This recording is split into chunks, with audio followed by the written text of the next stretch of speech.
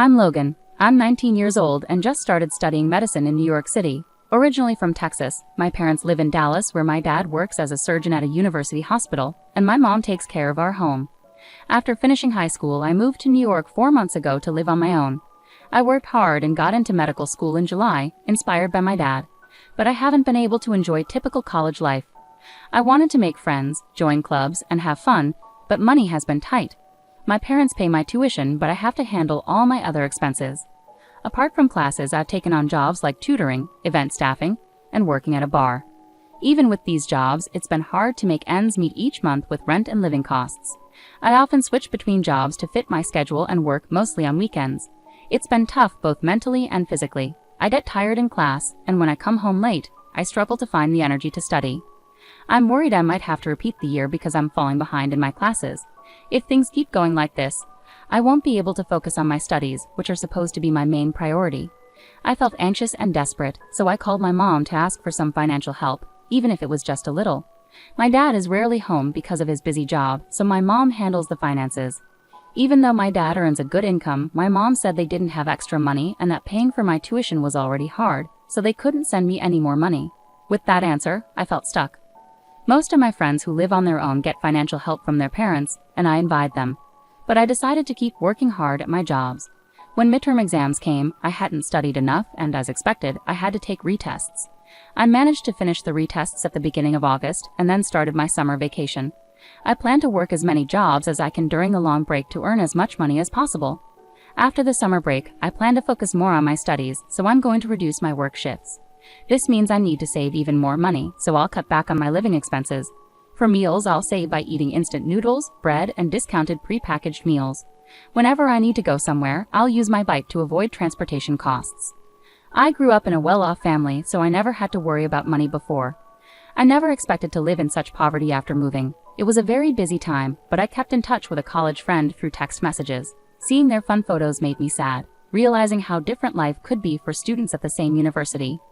My friends often invited me out, but I had to decline because I didn't have the money or time. "I'll drive, let's go somewhere that doesn't cost anything," one of my classmates messaged me. "Nah, I'm working every day plus. I'm heading back home for the holiday season, so I won't be around," I replied. "Are you sure you're okay? You always seem tired at school, and I think you're working too much," my friend expressed concern. "I've got the physical stamina and I need to earn my living expenses. Let's meet up once school starts again," I responded. With that, I headed to the bar where I work. But shortly after, something happened. I collapsed during my shift. It was a busy Friday with lots of customers and orders, and while I was carrying drinks, I felt dizzy. I don't remember much after that, and when I woke up, I was in a hospital. The doctor told me I collapsed due to exhaustion and malnutrition. I received IV fluids and was allowed to go home the same day. I immediately called my boss at the bar to apologize. My boss told me that after I collapsed, he called my name, but I was too out of it to respond, so he called an ambulance right away. He had also contacted my parents. "You've been taking a lot of shifts and I relied too much on that. Sorry about that. I want you to rest easy for the rest of the month," my boss said. That meant a cut in my income. Riding the subway home from the hospital, I wondered if I should take on more tutoring jobs. I felt lost. I was supposed to work at the bar the next day, but now I had the day off. I decided to stay in bed and rest. Checking my phone, I saw a message from my friend that I had missed while I was unconscious. I replied and explained why I hadn't answered earlier. After learning about my situation, my friend decided to come over. He bought groceries and made spaghetti for me. While eating the meal he had kindly prepared, we talked about the costs of living alone. When I mentioned that I wasn't receiving any financial support from home, my friend was surprised. "That's why you've been working so hard? Your dad's a doctor. You should be getting some help." I asked Mom, and she said they're barely managing with just my tuition. "Really? But you're an only child, right? Maybe if you ask again, they could send a little support." Mom said even a small amount of support was out of the question. "No way, that doesn't make sense. I hate to say this, but maybe your dad is sick and can't work," my friend suggested. I started thinking it over. My dad is a doctor and used to drive a luxury car. Our house is in an upscale neighborhood, and I went to private schools my whole life, so why would Mom suddenly say they have no money? I became worried. I immediately messaged my mom, "Are you both okay?" She replied after a while, "We're fine," but I couldn't relax. I thought maybe they were just saying that to keep me from worrying. Since I had planned to go home for the holidays, I decided I would talk to my parents about this in person. After thanking my friend, he said, "I'll be waiting for some souvenirs." I felt grateful to have such a friend.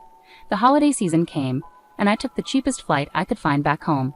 I could only stay for one night and a day because of my job, but I was looking forward to it. When I arrived, my parents greeted me at the door. My dad seemed surprised when he saw me. "You've lost a lot of weight, really," he remarked. I hadn't noticed myself, but apparently I looked quite different. My mom was also taken aback and fell silent. For lunch, my mom had prepared salad, soup, and chicken wings. For the first time in a long while, the three of us sat down to eat together. As soon as we sat down, my dad looked worried and asked, "You look thinner. Are you eating properly?" I told him the truth. "Not really. It's been a while since I had such a luxurious meal." "What do you usually eat?" my dad inquired. "Instant noodles, bread, and sometimes discounted pre-packed meals." "What about the cafeteria food?" he asked. "The cafeteria is too expensive for me." "Is it that expensive?" he questioned. "It's about $5 or so," I replied. Hearing that, my dad looked puzzled. "Is the money I've been sending enough for you?" I was confused and responded, "Huh? I haven't been getting any money." My dad was shocked. "What do you mean? So you haven't received any money for the past 4 months?"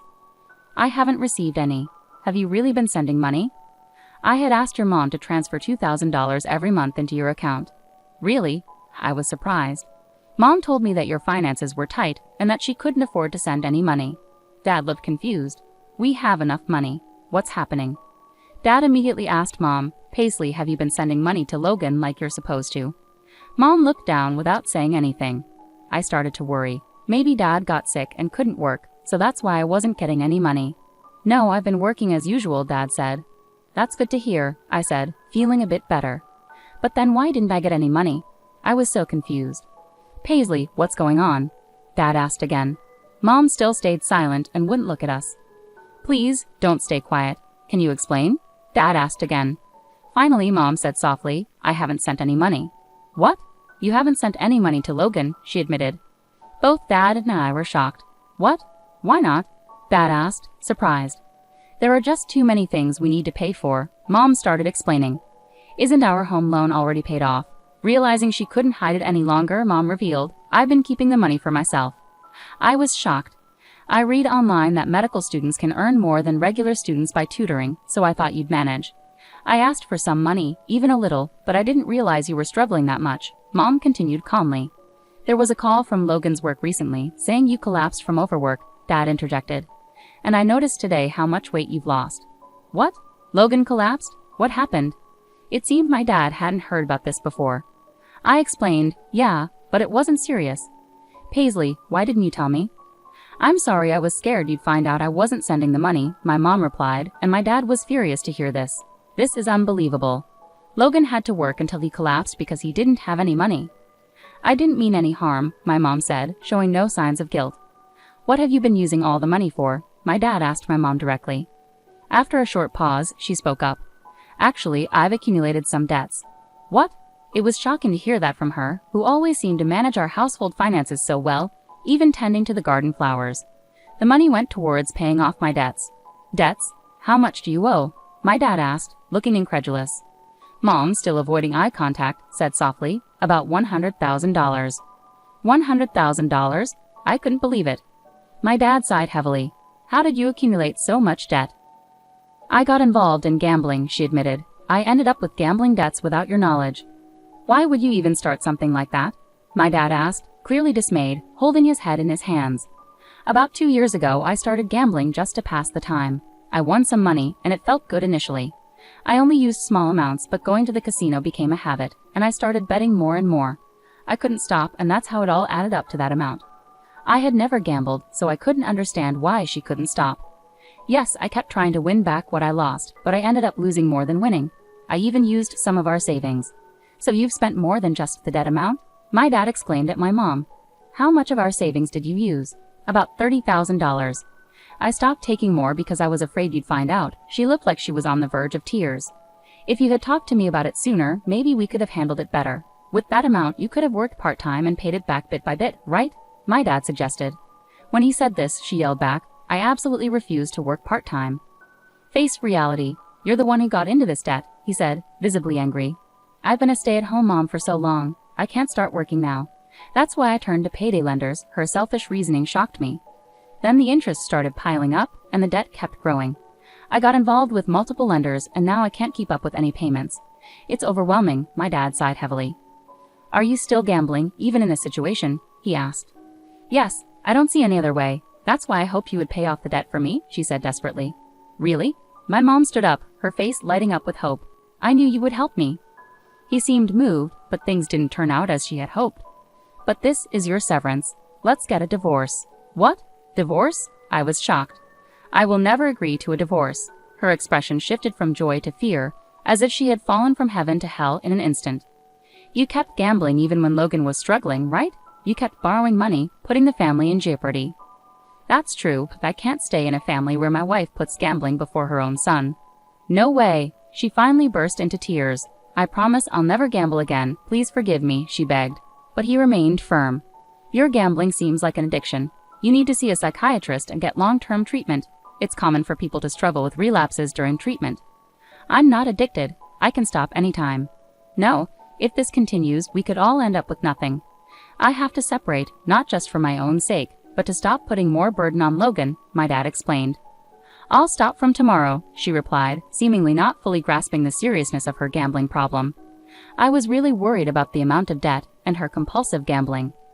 In return for paying off your debts, there won't be any division of assets, my dad declared. What? I can't agree to that, she protested. If you don't repay the debt, they might freeze your account, she went quiet. I never imagined coming home after a long time would lead to this situation. I felt so unsettled by my parents arguing. No, Dad, can't we hold off on talking about divorce? Maybe take some time to calm down and think things through, I suggested. I'm sorry, Logan, but that's not possible, he said calmly. I thought Dad might have rushed into talking about divorce out of frustration, but it seems like that's not what happened. After a tense lunch, I retreated to my room. I lay down on the bed, but I could still hear my parents arguing faintly. It wasn't a full-blown argument. Mom was shouting loudly, and Dad was responding firmly. Feeling overwhelmed by college and home, I eventually fell asleep out of sheer frustration. The next morning, Mom looked worn out, likely from crying all night. I had planned to stay home a bit longer, but the heavy atmosphere pushed me to leave early. Dad drove me to the airport. It turned out Mom didn't agree to the divorce during their argument yesterday. Logan, I'm sorry for causing so much trouble, she apologized to me. No, Mom, it's not your fault. Dad, thanks for supporting me through medical school. I'll start transferring allowance directly to your account from now on, so don't worry. Yeah, thanks, Dad. It really means a lot. I understand things are tough, but take care. I flew back to New York.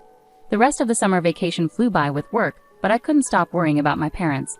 A few months later, I learned that my mom finally agreed to the divorce. My dad's determination wore down her resistance. As they agreed, Dad took on her debts, and they didn't divide their assets in the divorce. I have mixed feelings about my parents splitting up, but it's not all bad. With the allowance Dad gives me, I've been able to reduce my workload and focus more on my studies. I've even had time to hang out with friends. My mom's side of the family told me that despite the divorce caused by her gambling, she returned to the slot machines every day and quickly accumulated more debt. Her family couldn't bail her out, so she reluctantly started working part-time. She's currently in therapy to conquer her gambling